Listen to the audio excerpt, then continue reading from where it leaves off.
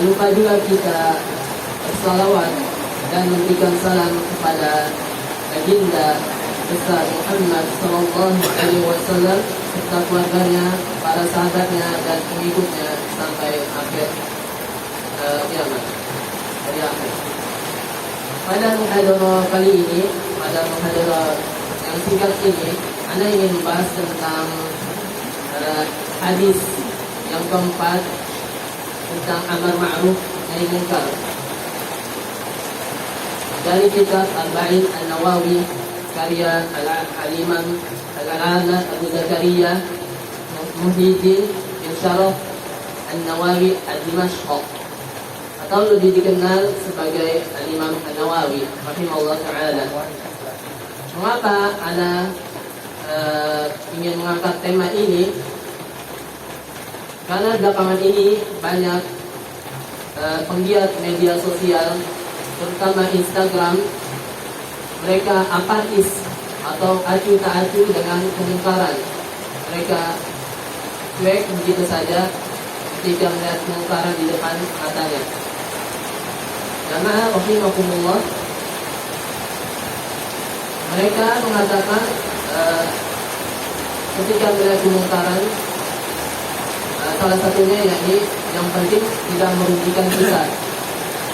Dan ada lagi mereka berkata, hidup mereka ini apa urusannya sama kita.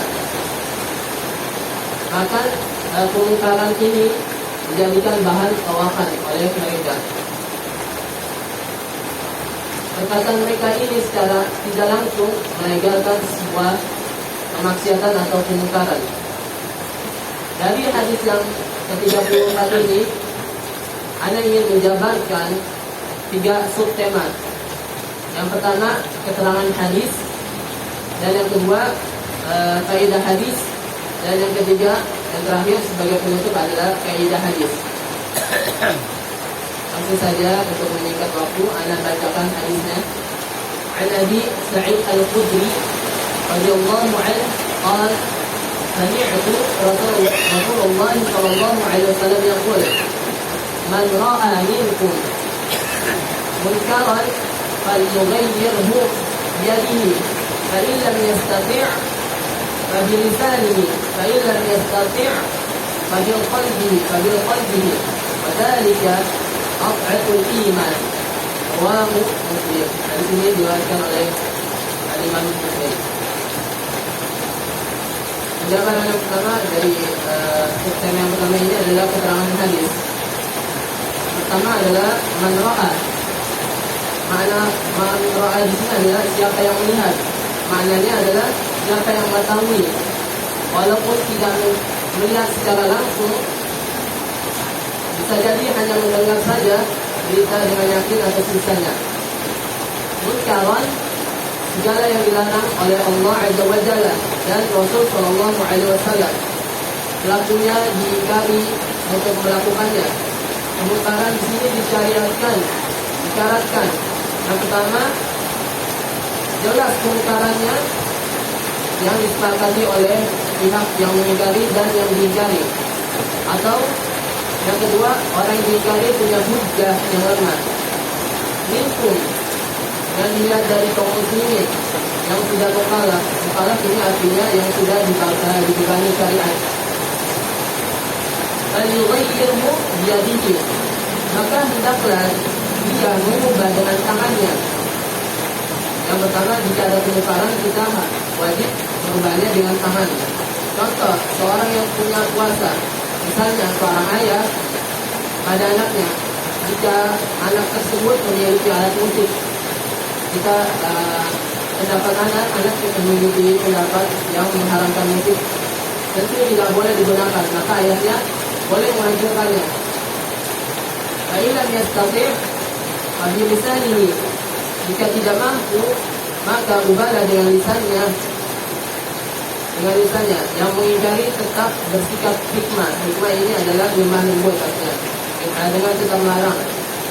Mengingkari dengan lisan termasuk juga mengingkari dengan tulisan. Wabiqalbihi, mengingkari dengan hatinya, yaitu menyatakan tidak suka, benci dan berharap tidak terjadi. Al-Fahful Iman, ini adalah pengingkaran yang artinya kelemah-lemahnya iman, yaitu menandakan bahwa mengingkari dalam hati itulah kelemah-lemahnya iman dalam mengingkari kemungkaran. Lanjut kepada subtema yang kedua adalah faedah hadis. Pertama, Nabi SAW perintahkan siapa saja yang melihat kemungkaran untuk mengubahnya sesuai kemampuan kita sendiri. Ibnu Rajab Al-Hanbali rahimahullah ta'ala berkata, pengingkaran dengan lisan dan tangan wajib dilakukan dengan melihat pada kemampuan. Kedua, tidak boleh melarang kemungkaran sampai diyakini hal itu kemungkaran, di mana dilihat dari dua tinjauan. Yang pertama, perbuatan yang dilakukan diyakini mungkar. Dan yang kedua, perbuatan tersebut dianggap sebagai kemungkaran oleh pelakunya, karena ada suatu termasuk kemungkaran, namun pelaku tidak memasukkannya sebagai kemungkaran. Contoh, makan dan minum siang hari di bulan Ramadan adalah sebuah kemungkaran. Namun ada orang yang sakit, boleh saja dia makan, atau ia termasuk musafir, boleh saja ia tidak berpuasa. Dan yang ketiga adalah kemungkaran harus dinilai sebagai kemungkaran oleh yang mengingkari dan pelaku yang diingkari. Jika perkara yang diingkari adalah perkara khilafiyah, masih ada perbedaan pendapat di dalamnya, tidak ada pelanggaran kemungkaran pada yang mengira bahwa hal itu tidak termasuk kemungkaran. Contoh, kita melihat ada seorang yang memakan daging unta, karena memakan daging unta sebagian ulama berpendapat membatalkan wudu dan sebagian tidak membatalkan wudu. Setelah itu ia langsung sholat. Yang ia lakukan tidak perlu diingkari. Masalah ini adalah masalah masuk dalam perkara silang pendapat di antara ulama.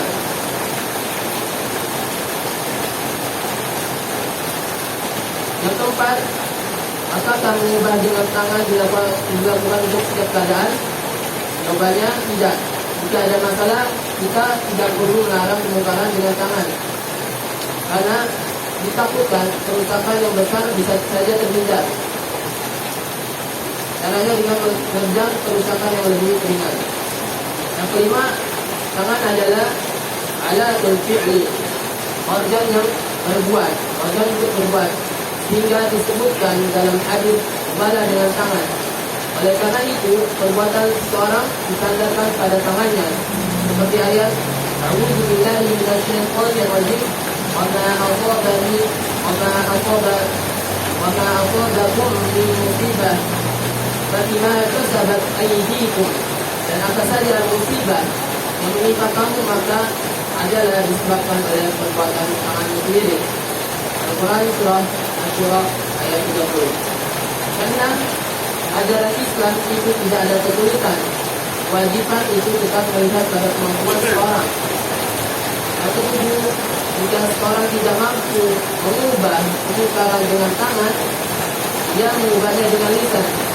Jika tidak bisa dengan lisan, dia mengubahnya dengan hati. Bentuk mengubah dengan hati adalah tidak suka dan bertekad saat memiliki kemampuan akan mengubahnya dengan lisan atau dengan tangan.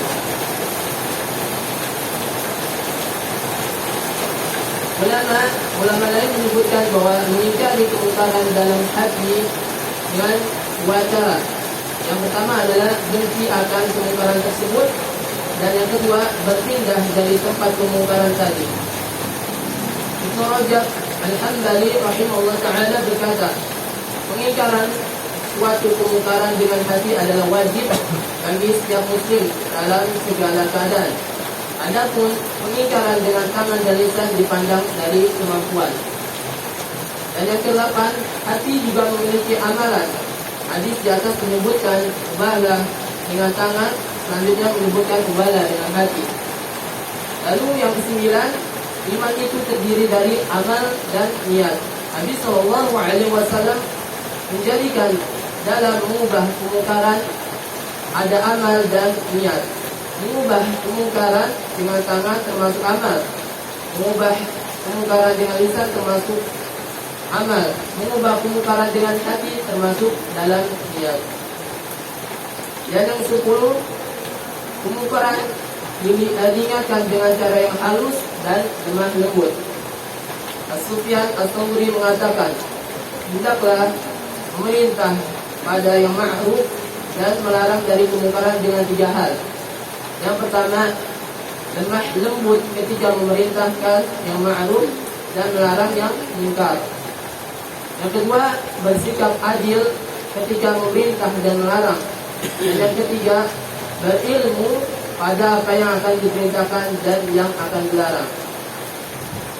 Dan pembahasan yang terakhir untuk tema yang ketiga adalah kaidah dari hadis sebagai penutup dari muhadarah yang singkat ini. Kaidah dari hadis yang pertama, mengingkari kemungkaran itu sama dengan menasihati, bukan menjelekan. Yang kedua, mengingkari kemungkaran itu berdasarkan apa yang dilihat, bukan dari tajasus. Tajasus ini mencari alasan atau mencari aib orang beriman. Yang ketiga, hendaklah mengajak yang baik dengan cara yang baik dan tidak mengingkari kemungkaran dengan yang munkar.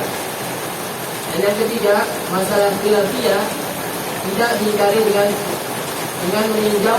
Yang pertama adalah khilafiyah yang kuat, sehingga tidak boleh mengatakan pada yang berbeda dengan kita sebagai orang yang menyelisih sunnah. Dan yang terakhir, orang yang kita kira jatuh dalam kemungkaran menganggapnya masih boleh. Jamaah rahimani wa rahimakumullah ta'ala, ini saja yang bisa saya sampaikan pada malam hari ini.